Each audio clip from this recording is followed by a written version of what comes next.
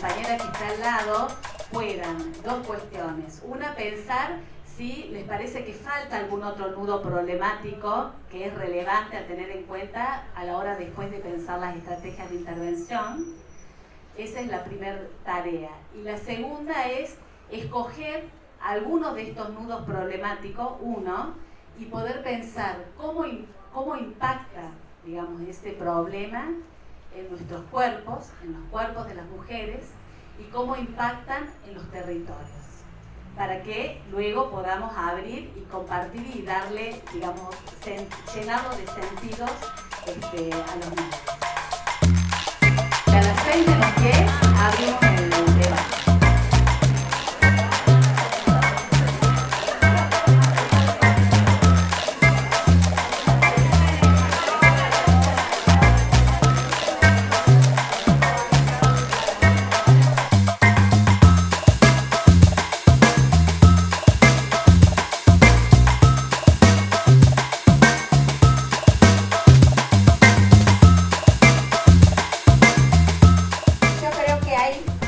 Estaría faltando eso, ¿no? La capacitación social, ideológica y política y el fortalecimiento de las organizaciones sociales.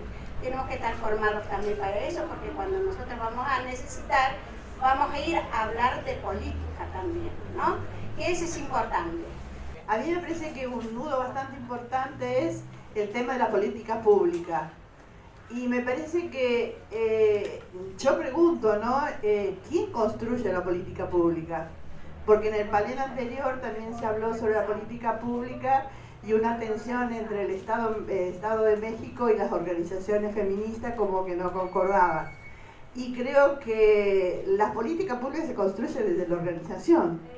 Entonces a mí me parece que estamos esperando que el Estado haga la política pública. Entonces me parece que eso es un desafío hacia las organizaciones como sociedad civil, y tenemos que perderle el miedo al Estado y sentarnos con ese Estado que sea malo, porque con el Estado hay que discutirlo, con el Estado hay que armarlo. Me parece que ese es un nudo que tenemos que discutirlo en las mesas, ¿no? Porque ¿cómo se construye la política pública? La política pública se construye desde abajo, no de arriba para abajo. Que también la ausencia de política pública con perspectiva de género, tanto las políticas de vivienda, de planificación urbana y de seguridad, porque si seguimos pensando en políticas públicas sin perspectiva de género, se sigue pensando el territorio como un espacio neutro y en realidad un espacio donde se reproducen las desigualdades de género. Y otra cuestión que estaba vinculado a esto es el discurso, entre el discurso del Estado, un discurso que es a veces mentiroso respecto de la política que efectiviza o que realiza en torno a la violencia hacia las mujeres, que no se condice con la realidad y la llegada de esa política efectiva a las mujeres, ¿no? Así como es mentiroso en esto de en todos los barrios hay las unidades judiciales, por poner un ejemplo, y tenemos muchos barrios en donde no existe esa situación, ¿no? Había como ahí una distancia, ¿no? Entre el discurso del Estado y el efectivo acceso a la política. Pero el tema de la desigualdad espacial, tanto campesina urbana, en el acceso a, como que esté marcado así como una cuestión, y de ahí, bueno, se traduce todo lo otro, ¿no? Desigualdad, acceso. Salud, acceso a las distintas cosas. Exactamente. El romper la relación Estado-Iglesia, la laicidad del Estado. En la cultura patriarcal incluir el rol de los medios de comunicación. Creo que básicamente era eso, y también un poco lo que tiene que ver con la heteronormatividad, la transversalidad y la relación entre género y diversidad sexual. También nos parecen nudos importantes en el debate. Y nosotros acá hablábamos con la compañera de lo que comentaron recién más adelante, que tenía que ver con la no garantía del derecho a decidir sobre nuestros cuerpos, en general como una deuda del Estado hacia las mujeres, pero además, algo que también acaba de decir una compañera, que es cómo ciertas políticas públicas orientadas a los derechos sexuales reproductivos y no reproductivos también están atravesados por una profunda desigualdad territorial, por el vaciamiento sobre todo de los diferentes programas de salud sexual, reproductiva y no reproductiva que se dan en los centros de salud, donde las periferias son mucho más vulneradas que espacios más del centro, digamos. Lo que se planteó en relación a las organizaciones que articulan con organismos gubernamentales como nudo crítico es como las lógicas en que se participa y se generan esas articulaciones. Asumo que cuando se trabajen las estrategias va a aparecer ahí, pero el nudo problemático en términos de la lógica que se propone desde las organizaciones o espacios de mujeres y la lógica desde donde interpreta el Estado esa articulación que fundamentalmente tiene que ver con una cultura patriarcal y heteronormativa. Entonces ahí hay una tensión muy dura que algunas de las mujeres planteaban, o sea, además de la exigencia de una triple jornada de trabajo, a veces se saca el tiempo no sé de dónde, digamos, y toda la energía que conlleva ese tipo de instancias de articulación o de diálogo, que bueno, habría que cuestionarse si es diálogo, ¿no? Yo pienso con el tema de la cultura patriarcal, que todos decimos el Estado, y yo pienso que el principal Estado es nuestra casa. Nosotras como mujeres a veces somos mucho más machistas que los hombres, y somos nosotras las que estamos criando a los hijos varones machistas, para que el día de mañana accionen o hagan lo que están haciendo en estos momentos. También acá comentábamos a dónde rompemos esa cultura patriarcal nosotras mujeres. Si a los hijos los criamos haciendo a veces todo lo de la casa, compartiendo, enseñándoles, y si por ahí le toca una mujer que viene con otro tipo de culturas, ¿a dónde rompemos ese patriarcado nosotras las mujeres? Creo que eso también es un debate que nos tenemos que dar nosotras como mujeres. Parece que la palabra ausencia del Estado está demasiado repetida y pareciera que hay un Estado que está ausente para no resolver las injusticias territoriales, pero lo que hay es un Estado activo para seguir profundizando las injusticias territoriales. Entonces creo que debería haber algo que señale que hay un Estado que tiene un modelo de planificación urbana que sigue profundizando esas injusticias.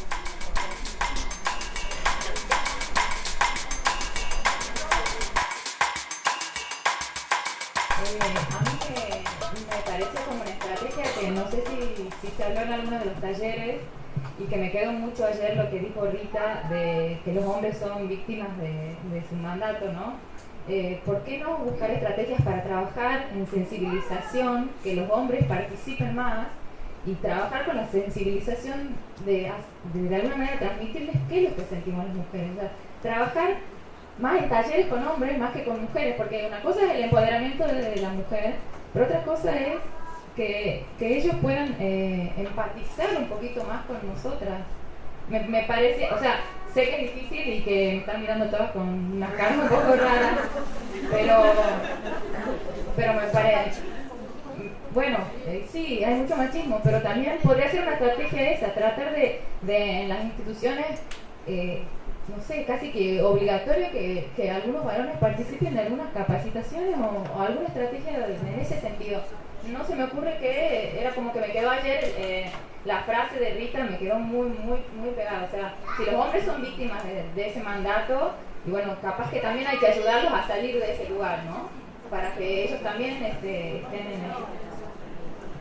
Bueno, la pregunta era qué hacemos con los varones, amarlos cuando son buenos, jugar con ellos cuando son buenos, cuando hay varones que son mucho feministas, disfrutarlos.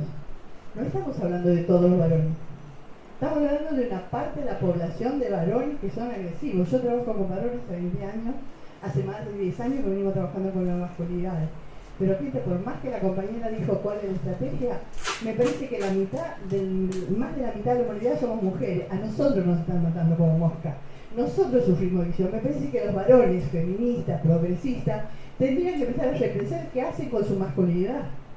A mí me parece que de vuelta los parimos, los criamos, los educamos. Cuando se casa le lavamos la ropa, le planchamos, le hacemos de todo, o no. Vamos a hacer verdad, porque es verdad, gente, vamos a hablar de verdades. Entonces encima nos tenemos que hacer cargo que ellos se hagan cargo de lo malo que hacen. Me parece que hay que pensar que ellos también son responsables.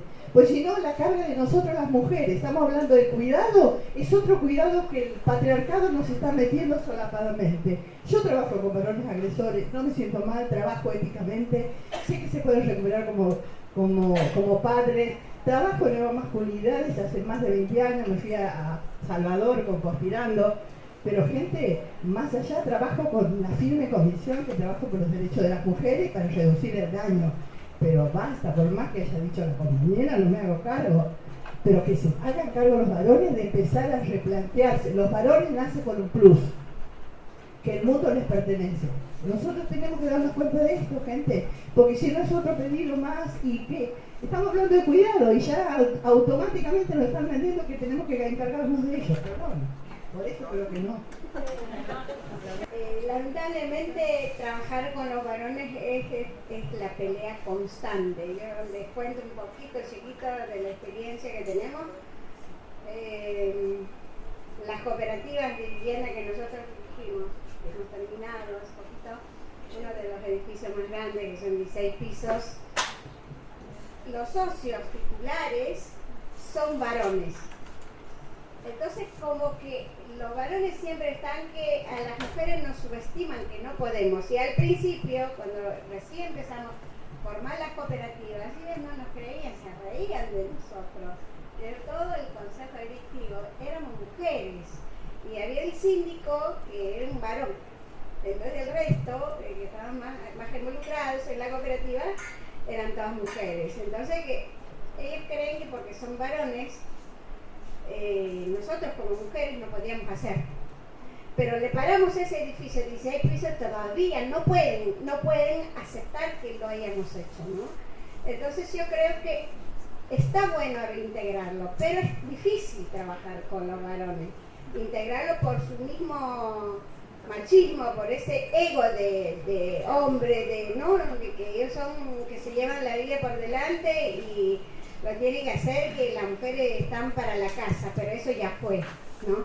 Que las mujeres que están para la casa, eso ya fue. Entonces yo creo, si nos proponemos, si nosotros podemos hacer esta vueltita chiquita, yo creo que podemos hacerlo, incorporar de poco a poco, pero hay que buscar otra estrategia mejor para poder encuadrar a eso de incorporar a los varones, ¿no? Que está bueno trabajar con los varones y aplastar ese ego que tienen ellos.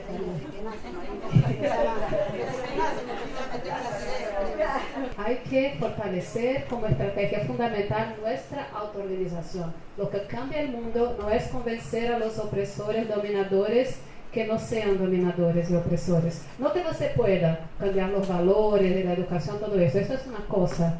Pero a mí me parece que es demasiado que después de todo que vivimos de opresión, aún tengamos que convencer a los hombres de que esto no es bueno.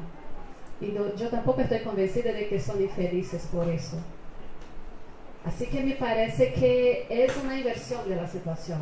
Lo que cambia el mundo, las relaciones sociales, son las personas oprimidas, organizadas, conscientes de la opresión, para transformarlo. Esto es lo que cambia, es el conflicto, es el confronto, esto es lo que cambia. Así que me parece que tenemos que tener cuidado con este discurso de que hay una cultura de que los hombres son víctimas. No son víctimas porque tienen beneficios. Es una relación de poder, es una relación de apropiación del tiempo, de todo. Entonces, creo que tenemos que pensar cómo fortalecer a cada una de nosotras para poner el conflicto y así transformar las cosas. Poner el conflicto de manera organizada como colectivo, pero también poner el conflicto desde los grupos, desde donde estamos, desde nuestra propia vida. Ayer en el taller hablamos de cómo es poderoso no hacer nada, por ejemplo. Esto cambia nosotras mismas, nos fortalecemos y cambia porque pone el conflicto, pone en cuestión la apropiación de nuestro tiempo en la división sexual del trabajo. Así que yo quería poner esta mirada y poner la énfasis en nuestra organización, porque a mí me parece una trampa patriarcal que ahora nos pongamos la tarea de convencer y organizar a los hombres. Si los hombres se quieren organizar muy bien, hay muchas cosas que transformar. La policía, por ejemplo, todas estas instituciones y todo más. pero nosotras tenemos que cuidar de nuestra organización y nuestra organización cambia el mundo. Tanto es que todo el tiempo escuchamos, pero solo hay mujeres en los talleres, solo hay mujeres en el movimiento. ¿Por qué causa tanto incómodo que haya un movimiento solamente de mujeres? ¿Por qué no podemos organizarnos? ¿Por qué no? Esto es una cosa que incomoda el patriarcado. Así que hay que preocuparse con eso. Yo quería poner estas ideas desde nuestra experiencia para reflexionarnos. Yo quería comentar algo más en la línea de lo que dijo la compañera, que si bien estoy de acuerdo con la importancia de organizarnos como mujeres, de tener espacios para nosotras, de pensarnos y de reflexionarnos, también creo que la cultura patriarcal y el machismo no es solo un problema nuestro, nos atraviesa a todos. Y yo creo, pensando en mi experiencia personal, yo no nací feminista, yo nací en una cultura machista. A mí me inculcaron el machismo y fue gracias a otras personas que yo empecé a repensar, a cuestionar.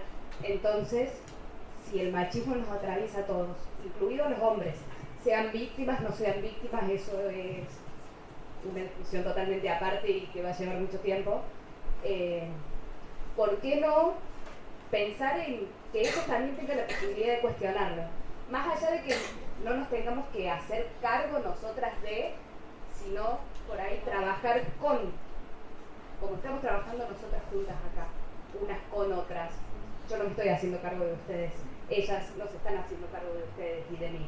Estamos trabajando juntas por un problema que atraviesa toda la sociedad. Por ahí lo pienso de esa manera, lo que dijo ella.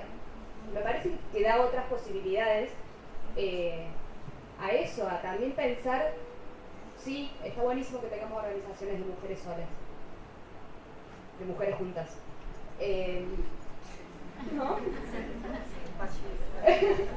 Pero también los hombres son parte de esta sociedad, son los que nos están matando. Las mujeres no, nos estamos muriendo, nos están matando. Pensar en quiénes y en cómo hacer con esos quiénes, me parece que es una pregunta importante como mínimo para no descartarla de entrada. Eso nada más quería compartir. Pensando en esto de la masculinidad, yo vengo de Chile y vivo acá, entonces cada cierto tiempo voy a Chile y veo la diferencia enorme entre las políticas que se han establecido en este país, que son ampliadas y que llegan a todos, y que cruzando la cordillera te vas a encontrar con que no están porque los gobiernos establecen que no sean. Y en eso tiene que ver justamente con esta mirada inclusive del matrimonio igualitario, que están tan mal vistos. O sea, no se logra entender por qué en Argentina se permite una cosa así, que es horrorosa para los ojos de otras sociedades. Entonces esto lo ato por esto. Cuando muere Pedro Lemebel, no sé si lo conocen ustedes, un compañero dedicado a la narrativa, a la poesía, etcétera, etcétera, maricón y comunista, tenía todo junto, todos los males juntos. Y bueno, sucede esto que lo tienen que velar, y lo velan en una iglesia católica a este compañero. Y era impresionante porque venían todas las fuerzas políticas, venían todos los sectores culturales a despedir al poeta, al narrador, al marica, etcétera, etcétera. Y me llamó mucho la atención porque a veces cuando los hombres quieren cambiar algún aspecto, no todo, se les ocurren cosas ingeniosas. Entonces, en ese momento en que estábamos sacando el cuerpo de Pedro hacia la calle, no en el espacio privado de la iglesia, ¿no?, donde nos veíamos solamente nosotros, sino en el espacio público a las 12 del día, al sol, por supuesto en enero, se pintaron los labios. Y los varones iban con sus hijos. A veces a nosotros nos lleva miles de años de explicar que así como está, no sirve. Que en las condiciones en las que estamos es totalmente desigual. Que los privilegios no pueden ser entendidos, que no pueden ser comprendidos, que no pueden ser aceptados. Y con un simple labial agarraron y se pintaron los labios, y los niños evidentemente miraban a los padres porque no entendían nada. Pero hay algunos de esos varones que entendían que despedir al marica tenía que ver con visibilizar al poeta, al hombre de pueblo, al hombre que había denunciado, y que lo iban a hacer de cara a la luz del día, no escondiéndose. Entonces pensaba justamente en esto, que cuando a ellos se les ocurre hacer algo brillante, también, bueno, se apoderan de un lápiz labial, pero en ese momento tampoco digan todo. A partir de ese lápiz labial,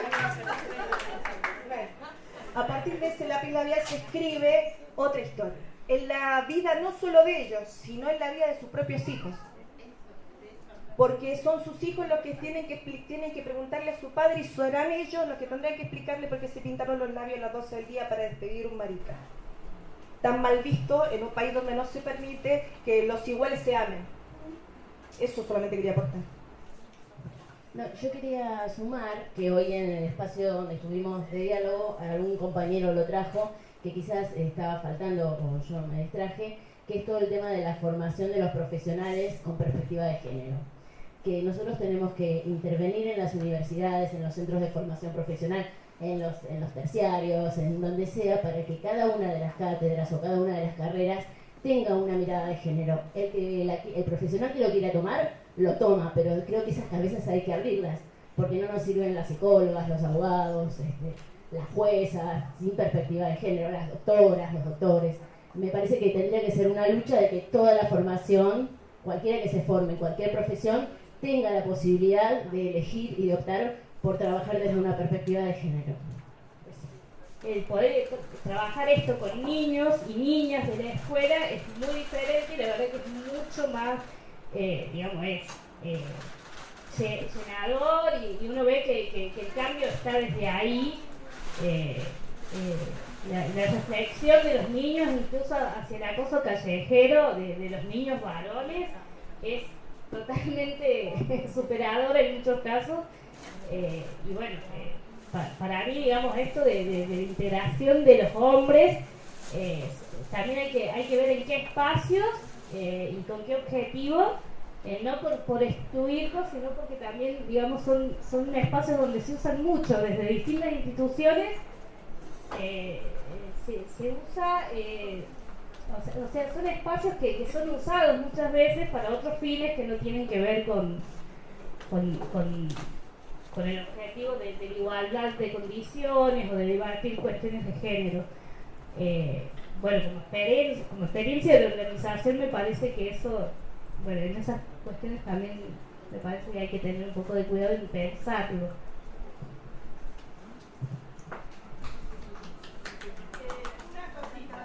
Pero bueno, en una de las mesas, voy a cambiar un poco el tema para incluir algo más en lo que tiene que ver con incidencia de políticas y algo con respecto a comunicación. Y es que hay muchos espacios de foros, de federaciones y demás, que estaría bueno generar un intercambio de experiencias así como se dan en estos espacios entre las organizaciones y que sean momentos de intercambios de experiencia y de compartir estrategias. Pero principalmente ser espacios en donde a partir de la realidad que conocemos y que vemos en el territorio podamos concretar y ponerle palabras a cuestiones, las problemáticas que nos cruzamos a diario y que sean para incidir en las políticas públicas, en las legislaciones, en los programas, porque nosotros conocemos qué es lo que está funcionando, qué es lo que llega, qué es lo que no, y también está bueno que tener una noción más integral, más regional en cuanto a los programas y a las políticas que se van desarrollando en otros países que tienen características similares al nuestro, para poder ver cómo lo podemos implementar, cómo se llevan los procesos en esos países y cómo se dan en el nuestro, cuáles son las diferencias, qué cosas nos pueden enriquecer y demás. Me parece que es importante que estos foros y demás puedan tener estrategias de comunicación que sean de visibilización e impacto. Por eso, en cuanto más al acceso a la comunicación o comunicar, me parece que estaría bueno plantearse estrategias de comunicación de intervención en espacios públicos y que eso pueda llegar a los distintos territorios donde estamos trabajando, porque me parece que es algo muy, muy importante para poder ponerle imagen, palabras, que todo aquel lo pueda ver. No sé, hay muchas organizaciones, movimientos de mujeres que hacen muchas intervenciones en espacio público con no solamente la división sexual del trabajo, los femicidios y demás, sino con un montón de aspectos que atraviesa el género. Que había una pensadora feminista americana, Nancy Fraser, y que decía que tenía la teoría de las 3 R. Entonces no entendíamos que la primera R decía la representatividad. Ella decía que como organizaciones de los barrios, nosotros no podemos decir que tenemos las voces de las mujeres si no nos conocen en los barrios. Que primero tenemos que laburar en el barrio, que nos tienen que reconocer por nuestro trabajo, que tienen que ver las acciones que ha sido. Y esa representatividad te la da el contexto y el territorio. La segunda R es la representatividad, que nosotros no decimos que representamos a nadie, sino que las mujeres nos dicen que las podemos representar y tener la voz. Pero tenemos una oralidad entre la mujer del barrio y nosotros que también seguimos siendo del barrio. Sí, tenemos dos R, las organizaciones de mujeres. Tenemos representatividad, pero tenemos reconocimiento. No nos van a reconocer que somos feministas, que trabajamos por el bien de la mujer y por el bien de la familia, si primero no laburamos. Y la tercera R es la redistribución. Y cuando hablamos de la redistribución es cómo le devolvemos a la vida lo que nos dio en la formación. Así como las feministas nos formaron, es volver a trabajar con las organizaciones y volver a trabajar desde empezar siempre una vuelta que una muerte más es una mujer que falta. Entonces siempre volver a empezar todos los días. A mí me parece que, como decía la compañera de Brasil, nosotros nos tenemos que armar con pequeñas revoluciones. No digo que vamos a ir contra los varones, pero nosotros nos tenemos que formar y nosotros tenemos que empoderarnos para poder cambiar una sociedad. Si no, siempre va a haber una muerta, una menos. No queremos una menos, como dijo esa constelación que circuló, que dijo que el negro atrae el negro y que somos negativas. No, nosotros creo no es la guerra ni la paz, porque el patriarcado ahora dice que con los curas, con todos, que tenemos que perdonar. En aras del amor y de la paz, el patriarcado dice que tenemos que reconciliarnos. ¿Con quién? ¿Con quién nos vamos a reconciliar si un niño es abusado por su propio padre? O si hay un montón de niños huérfanos que después el juzgado lo manda a vivir con el asesino de su madre. ¿Cómo se puede reconciliar? Entonces creo que ahí es la reflexión que para estos lugares sirve. ¿Cómo nos vamos a parar y cómo vamos a reflexionar? Perdón, pero me parece que la muerte de esta compañera me hace decir aquello.